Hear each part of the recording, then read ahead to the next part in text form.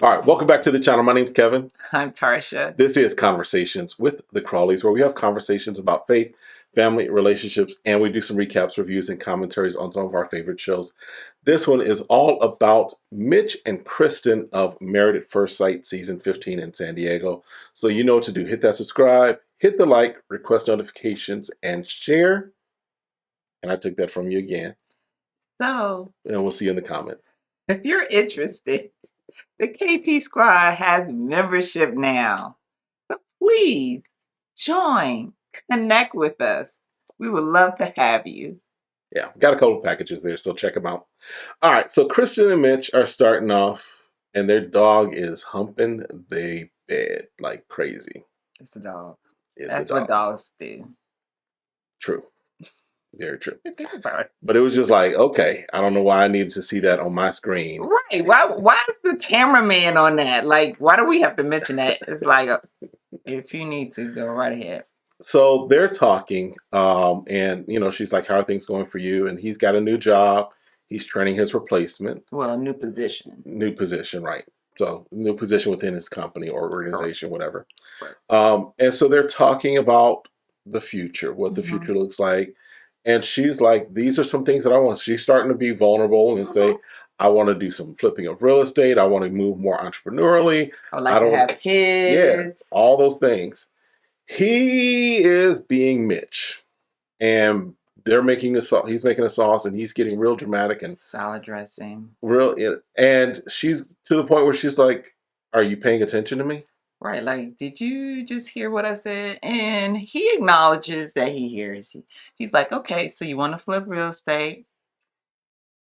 How much is this real estate going to cost after you flip it?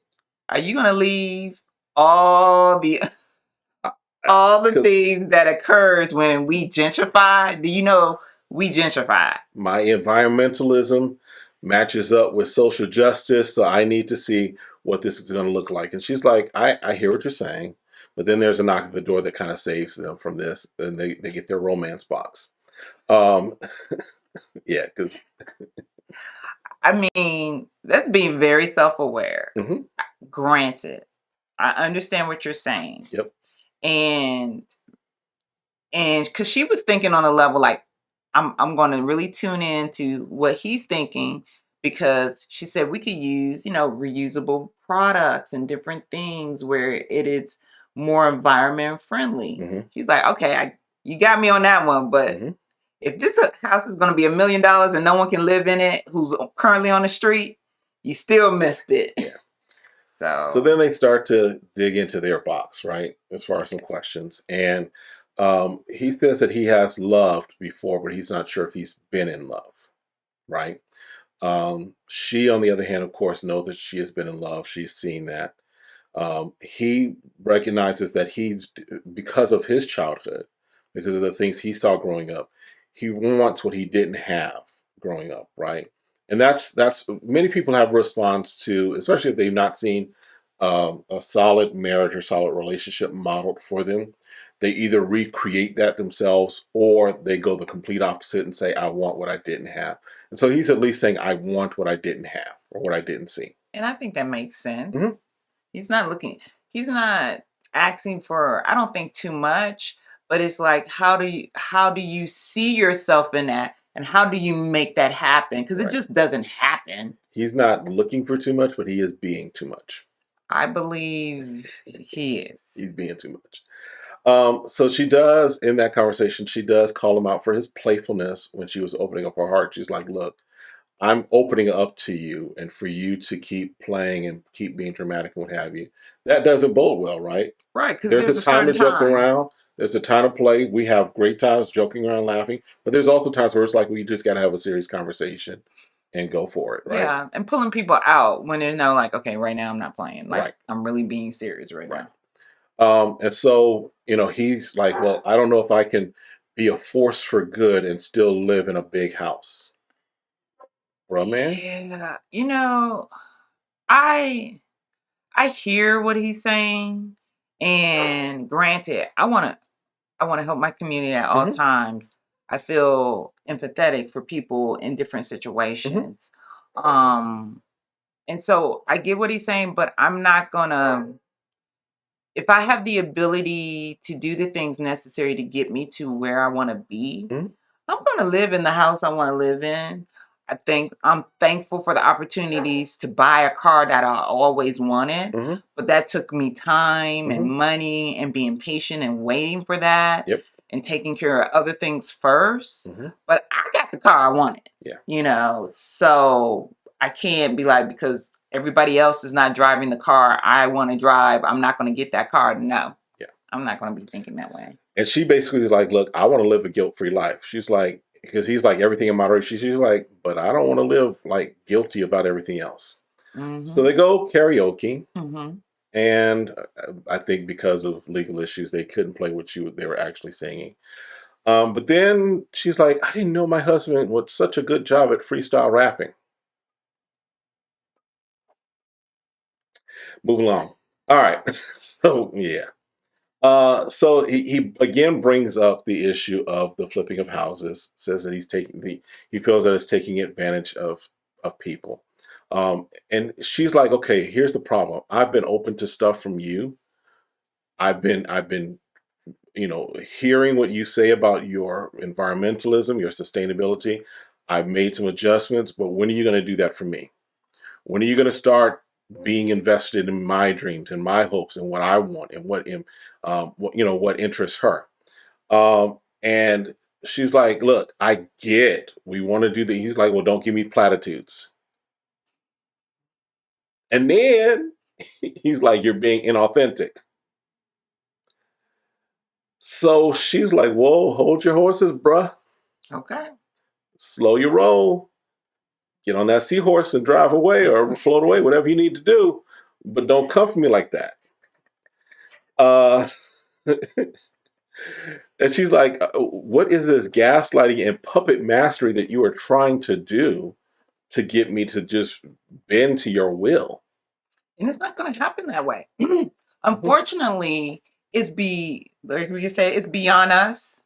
Because if I buy a property at the amount that is already been inflated Mhm. by what's going on in my economy, I can't help that. Mhm. So when I'm going to flip a property, I'm putting money into it. And I believe that someone should pay for the amount I've placed in it and what the current market value is. And here's the thing: most of the time with flipping, what you're doing, majority of the time, now sometimes yes, they're here in Phoenix, they've gotten a little crazy in some respects, right?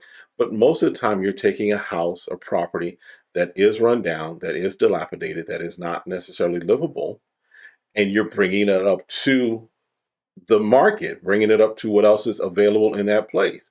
So yes, if I get a home, I know when we were in Tulsa, if we get a home for $35,000, and in that community, in that neighborhood, they're going for $90,000, I may still sell it for 80,000, 85, 90,000, still a little below market, so I can sell it quick, but it's back to where it should be for that market. For the value of the market. It's not really believable that I'm going to buy a house, let's say, buy a house and then up the price so far above the market of where it is that now I've created a problem for people that are trying to move into that community. If you're going to move into $1 million community and you buy a house that is a little less than $1 million, great. Because the point comes in is that you're not allowing, maybe like if you have options, Hmm. because people have options on going with whoever contracts presented in Yep. front of you. Yep. And if you want to feel like you want to be fair to those contracts and you seeing where there could be some, Some leeway or whatever. then you can do it that way. There's Right. always options of where you can help the community. Yes. But at the end of the day, trying to lowball a property, you're not helping that community Nope. either. Nope. And so there's ways you can find out. Maybe it's building a house for Habitat Humanity. Right. There's a way to find out. But just say, you know what? I like the idea. Let's run with it. And in that, we can find ways that we can help. Right. Because she wasn't saying that she was going to be a developer that goes in No. and basically raises, land and whatever and builds now high-end property. She's saying she's going to flip, which means she's taking one from a value, increasing the value of it. And so he's like, she's like, what did she say? She said, I'm trying to have a normal evening. She's trying to, but he brings this up again. So that's enough of that. Then they go and she arranges a beach cleaning date for them. So again, she's doing what he wants to do, what interests him. They go do beach cleanup. And then they have a conversation. She's like, I want to make sure I'm feeling appreciated because she's like, I don't feel that you're appreciating me. You don't value what I bring to the table. It's all about what you want out of this, what you are passionate about, but you're not hearing and appreciating what Kristen's about, right? And and she's valid in all her points Yeah, because he can't realize that he's not going to find everyone that's going to have every ideology he has. right. It's just not happening. So there has to be something that he can compromise saying, I like the idea and I want to know, like I'm let's go for it. And Hmm. then in that, how he can add things that they know that together Yeah, they want to help. Because I think on a basic level, she's saying, I want to help all people. I want to give back to my earth, but you are so stick on this is the way it happens. right. Or he's like, well, don't do nothing at all. Hmm. Because if you do anything, it's always going to be a negative effect Right, to it. And I think he needs to realize that doing something is better than not doing anything. right. Yeah. So she is also like, you look, I want you, because he says he does acknowledge her, right? But she's also like, I don't want you just to acknowledge me when I'm doing the things that you want me to do. Don't just acknowledge and value when I do this beach cleanup. Acknowledge and value when I do the other things that I like to do that bring her value, right? And she's like, look, because she's like, basically, I don't want the old Mitch to come up. She's like, we went through some of this on the honeymoon. We're going through some of this right now. I'm a little concerned. We need to put the old Mitch down, bury him somewhere on his beach. So, Yeah. Um, because it's almost like, do you do these things because this is your conviction, or are you doing this because it's opposite of what everyone else does? yes. Because I'm feeling almost to the point is like, I just want to somehow say screw the world and do the opposite of what they're thinking instead of really feeling like, you know what, this needs to be corrected. He is the perfect pseudo nonconformist. I say that because it's like you're saying, yes, it's almost like everything he wants to be the opposite of. He's opposite man, right? If that's a superhero, opposite man, where everything is just opposite. He wants to do the opposite of everyone. So, because one of the things that they do with the group session is um, all the ladies get their husband's shirts. Yeah, they played a prank on him. Right. I've seen it before on TikTok and other social media, right? Pretty cool, right? Don't do that to me. I'm not into that. Okay, thank you. But she gets him the shirt and he's like, oh, that's great. Awesome. I'm not wearing it. And I was like, she had to knew she was going to have a problem with the shirt. Yeah. And then she's like, okay, let's step into the bathroom. So, Like you would do a child. Come here. Let me talk to you, Johnny. this is the reason why I'm asking you to wear the shirt. Hmm. Could you please put the shirt on? Yes. So they find a compromise about wearing the shirt. Hmm. And he's like, this is triggering for me. And I'm like, okay, so in your childhood, where was your parents very controlling? Could you not wear what you wanted to wear? Because if I if if I buy something to you as a gift and I knew that's something, and I'm trying to be nice and you're like, I don't want to wear it, not because I don't like it. I don't want to wear it because this is controlling. Right. And typically I wouldn't wear something like this. I'd be like, what? Because if you know my intent as your wife, if I found something and I really liked it and I thought it would look good on you, why would you think I would be doing it just to control what you wear? Well, So it's here's very, good. so to me, it's like, you feel it's like he's attacking her in the sense of like, you're just doing this because you want to have some type of control over me. And I just feel like you're just not taking consideration, Here's the, trying to be the nice. here's the other thing with that though is he goes into this when they're with the therapist. He goes into this, I'm Mr. Environmentalist, I'm Mr. Sustainability, I'm Mr. Minimalism, that's so materialistic, what have you. I don't like what other people have, what have you. But remember, at his house, he hoarded a bunch of other stuff, right? So he doesn't have a problem with stuff. He just has a problem because she got him a shirt, right? So, and then he makes the statement, well, if you compromise too much, you're a pushover and lose yourself. Wearing a shirt is not losing yourself for a moment, right? She's not saying you got to Yeah. live in it. She's not saying that every time you all go on a date, you got to wear that. It was a one time shirt.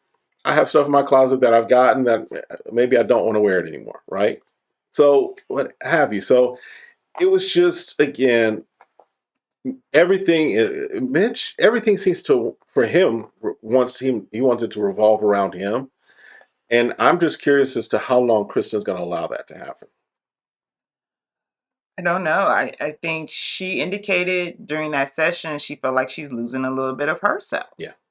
Now, granted, when you get married, you do at some point take on some of the ideas of Oh, your yeah. partner, but also you still have your own ideas. Yes. So there is a compromise, but it should never be a point where you're losing yourself. Should you becoming uh, a more rounded person, I Hmm. want to say yes, Yes. because you bring in new knowledge, new information, different You grow perspective. as a couple, You right? do grow as There's a a grow. couple, but Because she makes the statement, she's like, she's being a version that Mitch would like. In other words, she's recognizing that she's starting to conform to what Mitch would like, and she's concerned that she's losing who she is because she's like, I like myself. I like a lot of things about myself. Yes, I want to be in this marriage, and yes, I want to make it work. But that does not mean I lose all of my identity and I just become this environmentalistic person that is pleasing to Mitch. And I could, not that it's not that deep for her. or you become to the point where you don't like the new version of yourself Hmm. because, you know, it's just I think it's a lot to put in that I don't want to do something just to please someone. I Right. want to do it because I find it Yeah. enjoyable. And then sometimes we do stuff that people don't enjoy, but it's not like I want to do it all the time. Right. Yeah. So, listen, that's it for that recap. Let us know what you think. Let us know in the comments. And we'll see you next time. Have a great one. Be blessed. Bye.